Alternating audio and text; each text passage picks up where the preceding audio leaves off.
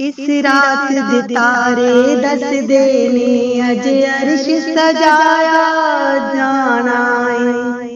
गारां विच रोवण वाले नू मेहमान बनाया जाना है। सफा बन के खलोना नबियां ने रामल के बैणा वलियां ने। महबूब दसारे अरशियां नू दीदार कराया जाना है। इस रात दे तारे दसदे ने अज अर्श सजाया जाना है। चन मुड़ मुड़ के रात तकदा ए अर्श भी तांगा रखदा है।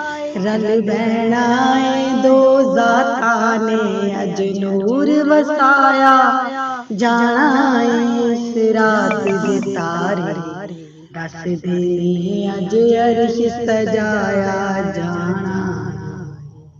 टूरे मक्के तो अज दौर आई जबरील ते रब दा इक वाही। एक सिदरा ते रह जाना है, एक कोल बुलाया जाना है।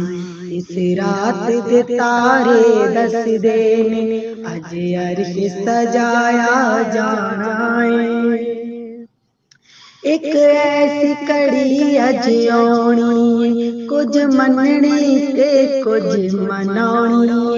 अज बख्शिया जाना उम्मत ने बख्शिश नू लुटाया जाना है। इस रात दे तारे दसदे ने अज अर्श सजाया जाना है।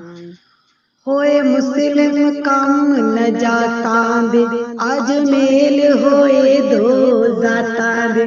अज बख्शिया जाए उम्मत ने बख्शिश नू लुटाया जाना है। इस रात दे तारे दसदे ने अज अर्श सजाया जाना है।